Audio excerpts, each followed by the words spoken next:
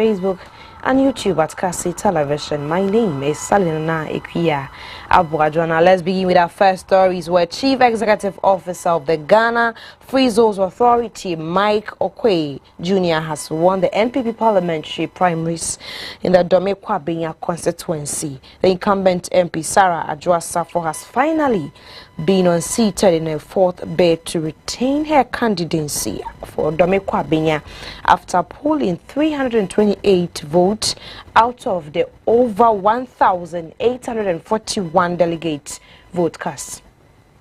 I want to say thank you to the delegates of Dome-Kwabenya for voting for me resoundingly over 1,190 votes. That's a big margin from 1,800 delegates. I'm so grateful. I also want to thank my family, my father, my brothers. Unfortunately, my mom has passed, so she will not be around to see this victory. But I want to say thank you to all those who supported me, friends and family. And I want to just say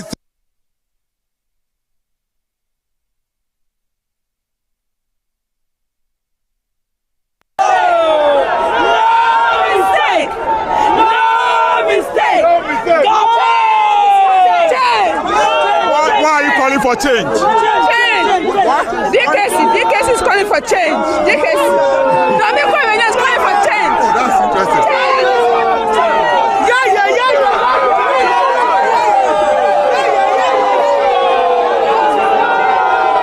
So those are constituents of Dome-Kwabenya, the delegates. They are chanting and shouting and calling for change because they've seen Kwe Jr., who is present on the ground, and he is literally receiving some mammoth support from the delegates on the ground.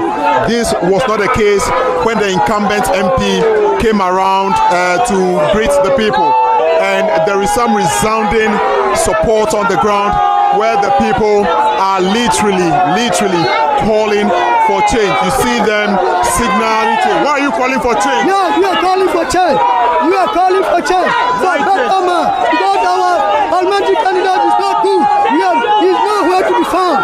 When we voted for her, she is nowhere to be found. She's nowhere to be found. We need change. We need change. We need change. We need change. We need change. We need change. My name is Samuel Kajasasu. If change doesn't happen, it will happen. It will happen. It will happen. Change will come. Change will happen. Why are you calling for change actually? In this constituency, we don't have NP because we can't sit here and the NP go and sit at the TikTok and dance. No way. No, we need change. We need a person who will come and what do you call it? Let's solve the problem for you. That's fine. That's fine. What's your full name?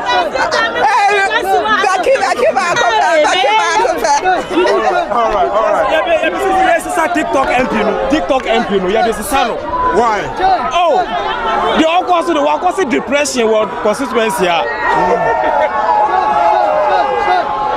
And the support is so massive. The support.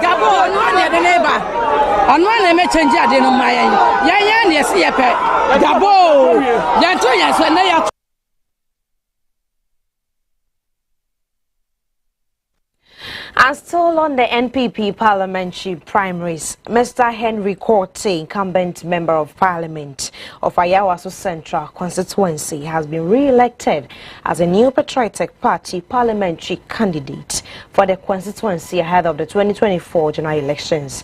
He pulled 594 votes, whilst his contender, Mr. Moses Abo, had 326 ballots. There were 920 total valid vote cast out of the 924 for registration.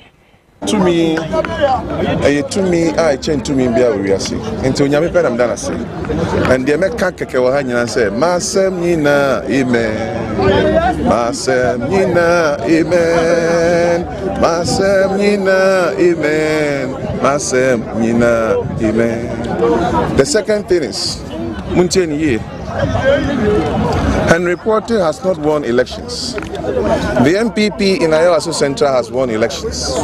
We have a serious agenda ahead of us. That agenda is to prosecute the 2024 agenda, so by the grace of God, the MPP will make history by breaking the 8.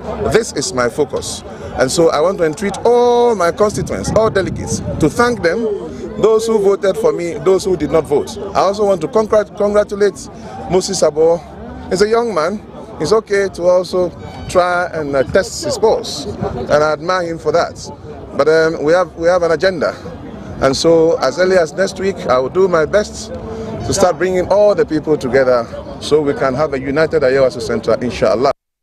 I shouldn't win this time around, so I think it's okay. My priority is MPP. MPP is the ultimate goal. We're going to work hard, make sure MPP breaks 8. The 8 come 2024 election. Henry Quarty has not won elections. The MPP in Ayawaso Central has won elections. We have. Now let's move to Waja, where the incumbent Waja Bawe NP Tina Mensah has been defeated in the New Patriotic Party's parliamentary elections by Jerry Ahmed Shaib, well, the CEO of the Coastal Development Authority.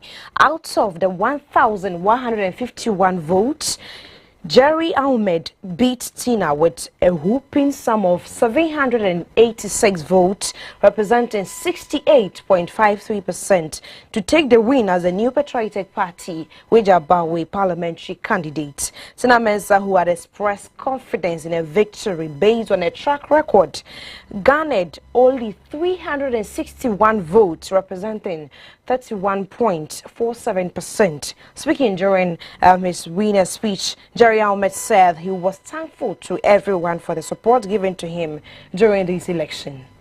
God for getting me through this, and especially thank all the polling station executives and constituency executives for helping me. And most importantly, the chair of the council and then council members, and the regional party, national party, and all the people that came here just to support.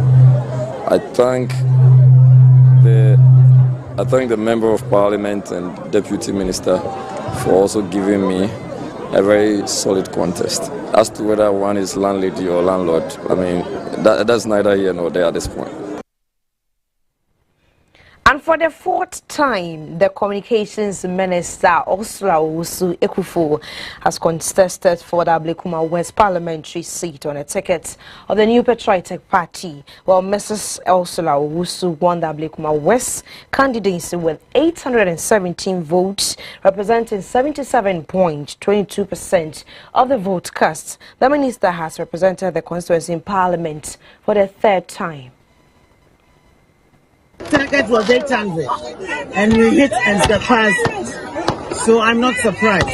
We've done a lot of work in the constituency, and our executives have reaffirmed their trust and hope in me to reclaim the seat for the NPP. And I can only tell them that, as my campaign slogan says, it is possible together. Together we will win and win and win again and break the 8. Now the biggest election. Your opponent. I wish he had stayed to congratulate me, because that's what is expected of all contestants in there. The contest is over. The delegates have spoken. It is time for us to join forces to do the work of the MPP in this constituency. So I'm welcoming him to join our campaign so that we can forge ahead in unity and retain the seat for the NPP. Well, the next one is December 7th. Since 2016, 2020, the NDC's vote keeps increasing. The NDC's vote keeps increasing. What are you going to do differently this time to ensure that if the MPP is going to win the election December 7th, would win by a bigger margin?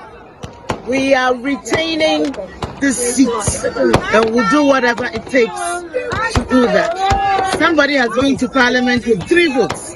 So the important thing is that we are winning, we are retaining the seat, and we are winning more votes for our presidential candidate, Dr. Mahmoud Bawumia, to break the 8. That for me is our focus. Right. Thank you so much. Well, 28 NPP incumbent MPs were kicked out during the parliamentary primaries in an unexpected turn of events. The New Patriotic Party parliamentary primaries for the constituencies with incumbent members of parliament have witnessed a major shake-up. A total of 28 MPs have lost in their best to return to parliament, signaling a significant shift in the party's internal dynamics ahead of the upcoming 2024 general elections. Among the notable figures who filtered in their attempts are Collins in team of Offense North, Sheila Bettles of Ablekuma North, Anne Adjoasafo of Dome Kwabinya. Other prominent members are Tina Mensah from Wejabawe and Gifty Chum Ampofo of Abuakwa North.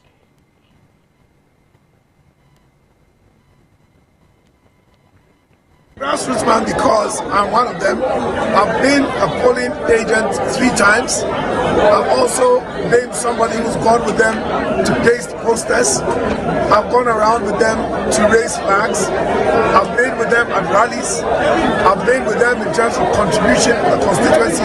So they know I know their pain and know their sweat. That is why I'm the man of the ground and the grassroots man. Grassroots man because I'm one of them. I've been a polling agent 3 times. I've also been somebody who's gone with them to paste.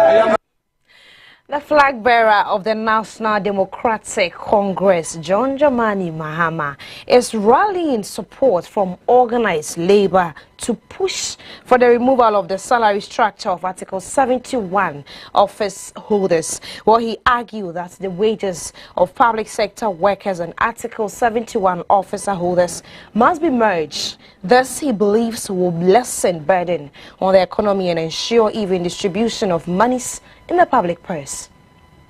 The dollar to the CD was 4 CDs. I don't know what your take-home pay was at that time, but probably if you compared it and the dollar had remained stable, if today the dollar was around 6 and you're taking the salary you are taking, you probably would find that you are earning more than you have. And one of the points I've made is that a lot of you are angry because we have 2 sets of people, public workers in this country. We have Article 71 public workers and we have fair wages public workers. And that is fair wages, public workers. And that is part of the problem.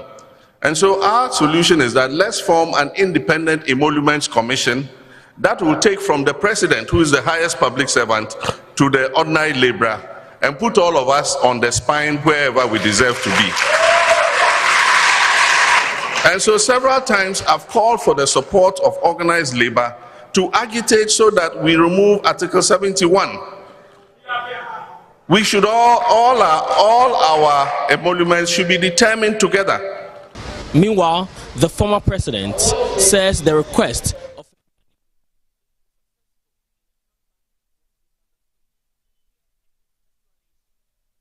and the other time in Ho, I said something that people misunderstood, because I said that the economy is in crisis and we might come to meet after this government have left, we might find out that the situation is worse than we have even been told. And so I said, we must all prepare to make sacrifices. I said, we would reduce government expenditure. We would reduce the expenditure of the office of the president. We will reduce the number of ministers. We will reduce the number of ministries. Agencies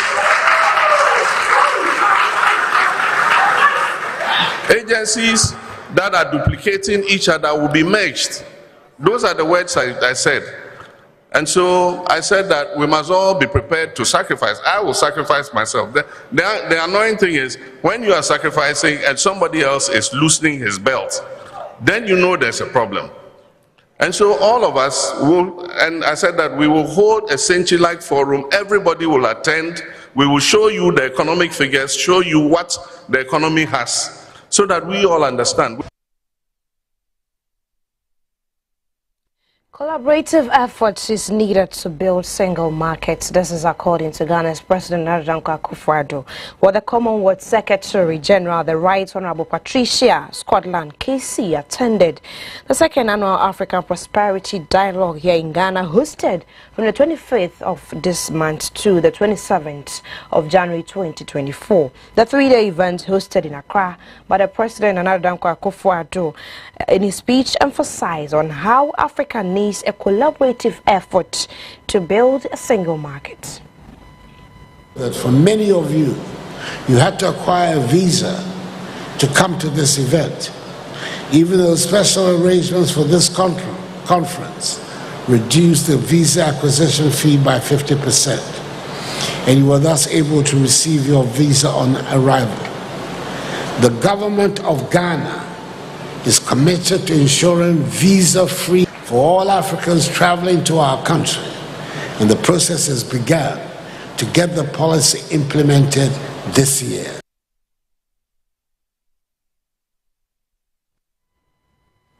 And Air Côte d'Ivoire has revealed plans to launch direct flights to Morocco, adding to its series of triumphs that include an impressive turnover of 992 billion CFA francs over 11 years. Managing Director of the company, Laurent Loku, shared these remarkable milestones during a media briefing in Abidjan, marking the company's decade-long journey and unveiling